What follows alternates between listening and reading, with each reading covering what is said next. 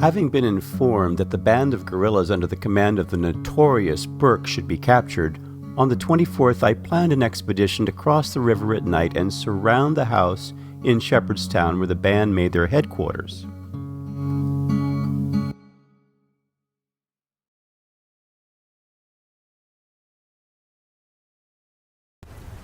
A band of local refugees led by William Grant and Joseph Chaplin asked if they could be allowed to cross the river and hunt Burke's gang in the Shepherdstown area. They had spies in Shepherdstown who would tell them when Burke and his men were in town.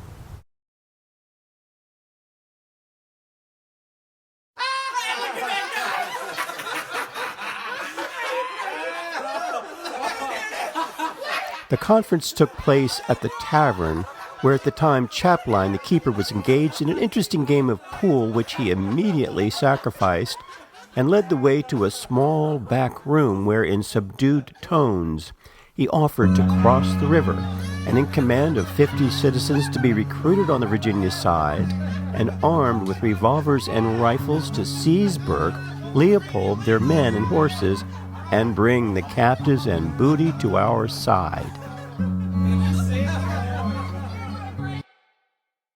Captain Henry Scott declined to give these men permission, but said if they would supply guides, they would send a force of Union soldiers over to try to catch Burke and his men and finish the job.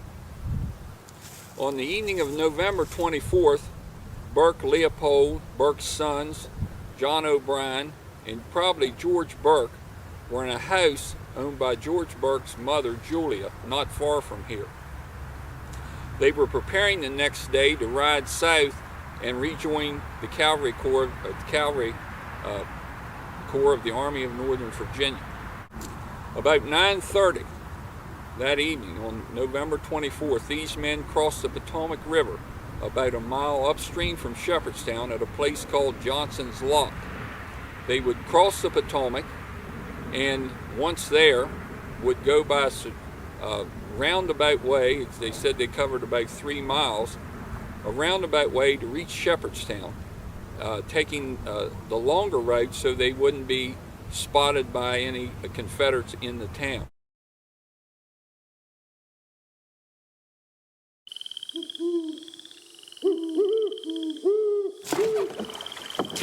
The men crossed the canal gates to the riverside and silently launched the old creaking boats with sunken sides showing yawning seams above the waterline. The moon had sunk, but the starlight was bright. Everything was propitious. Reliable information that Jackson had left Winchester to join Lee removed all apprehension from that quarter. The boats were so small that they could carry but 15 men at a time, and notwithstanding the soaking, they leaked badly. In less than an hour, the men were over. No one had been aroused. The houses were dark. No sound of life was heard in the streets. Field, forest, tree, and river were buried in as deep repose under the starlight, as if there had never been an alarm on the Potomac. Leaving 5 men and a corporal with the boats, the rest struck off down the river for half a mile, where the guides turned abruptly to the right, over fields and meadows, a straight line to the road from Hardscrabble to Smithfield. Here, as at all gaps, fences were removed and a guard was stationed in case of pursuit by the enemy.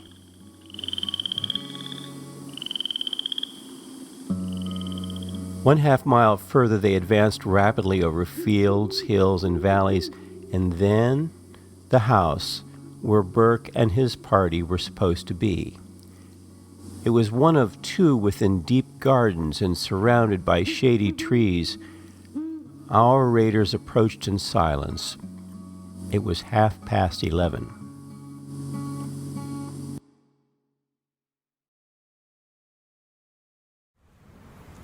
They would arrive at Julia Burke's house about 12 o'clock on the morning of November 25th. They quickly surrounded her house and another nearby house, and according to diaries and letters from the 2nd Massachusetts, Cogswell and one of the guides went around to the front, followed by a few soldiers. Lieutenant Robeson, with 20 men, was detailed to surround one of the houses. While he moved cautiously to his work, the rest gained noiselessly the lower part of the garden of the other house. Some horses tied to a fence, perceiving the approach of men, whinnied vigorously. This was alarming. The troops halted. Someone whispered a low hush. Moments passed. No lights were seen. It was manifest that the people had not been aroused. The officers held a whispered consultation and moved noiselessly onward.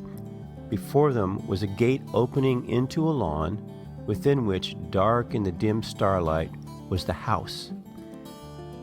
Now a further division took place. With one guide, the adjutant general took post in front of the house, while another guide and the soldiers with the officers passed round to the left for an entrance. Concealed in the shadows, those in front awaited developments. Before an entrance was effected, the inmates were aroused. There was a noise within, and 2 shots were heard in quick succession. Then more bustle, and some Union soldiers appeared in front. More of them, however, were forcing their way within. There was no light, and now the adjutant's candles came into the game. A match was struck. There was a momentary flash, followed by a slow ignition in which the men peered through the murky light into unknown places from which a murderous fire might be expected. Each man cocked his musket and held it ready. The lighted candle showed a large room with not a human occupant.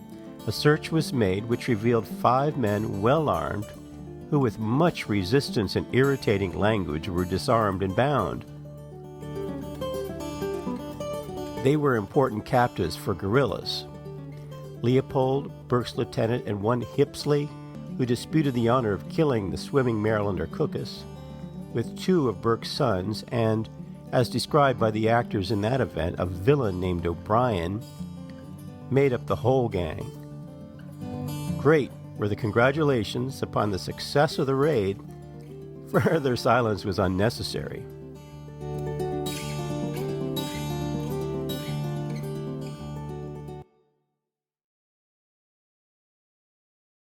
At that time, someone came out of the house and began running up this lane. 2 shots were quickly fired. That man went down. They went to investigate, and Cogswell and the guide found that it was the notorious Captain Burke, who had been shot through the heart. He had letters on him to deliver to Stewart, one from Shepherdstown resident Lily Perrin Lee, who in the letter was complaining about the harsh Union treatment when the Union soldiers would enter Shepherdstown. The rest of Burke's men were inside the house. They were quickly apprehended without any fighting at all.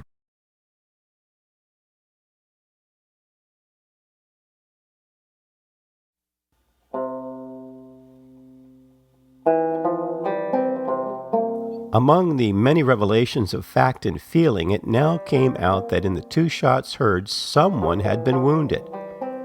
But whom or how seriously, it was not known until just before departure, when a search on the lawn revealed the dead body of a man with a bullet through his heart. A thin, bad-faced man, stark and ghastly in the starlight, motionless, dead, in the dress of a Confederate officer with the insignia of a captain's rank.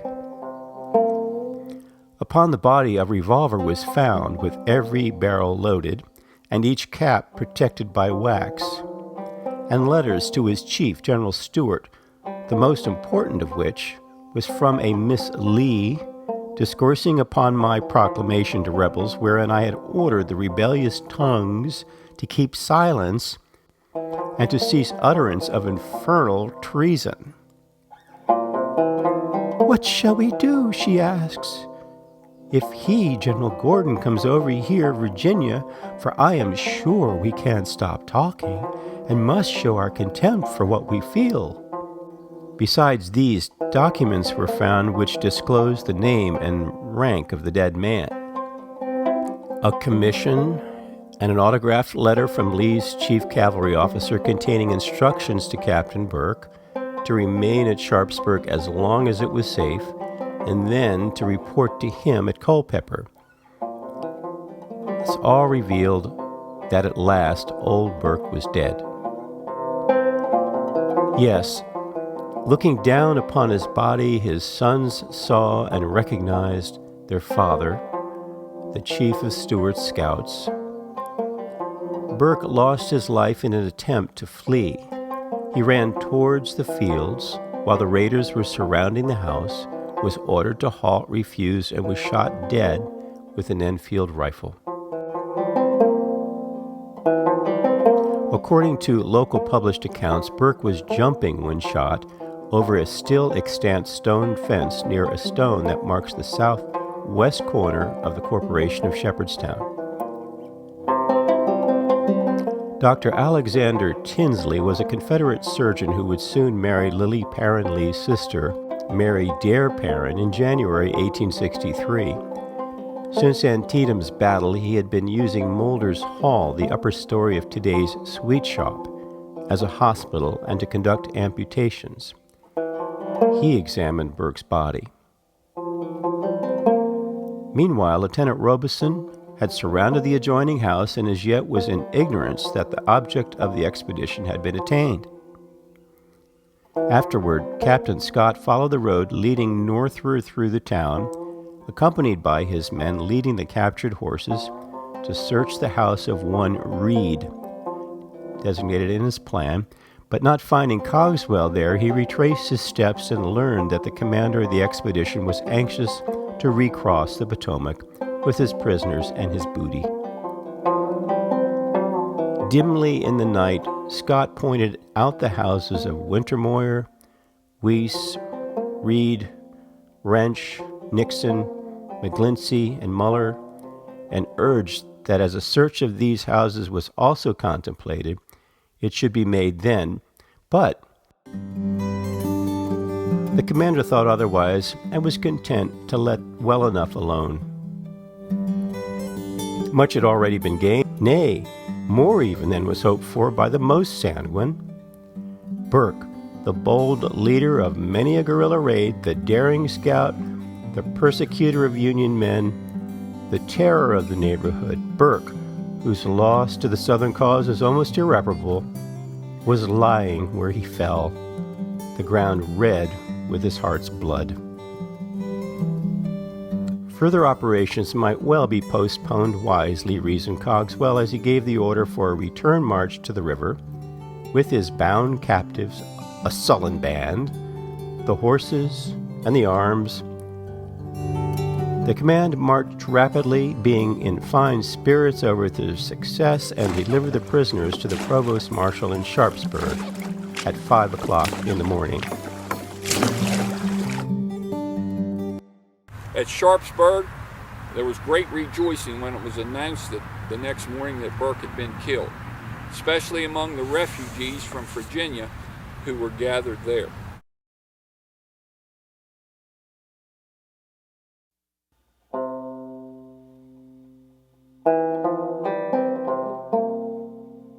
The people over there in Shepherdstown are in a great rage at the death of Burke and swear to be revenged on our regiment. The man who killed him belongs to my company. He is a new recruit, but a very smart one.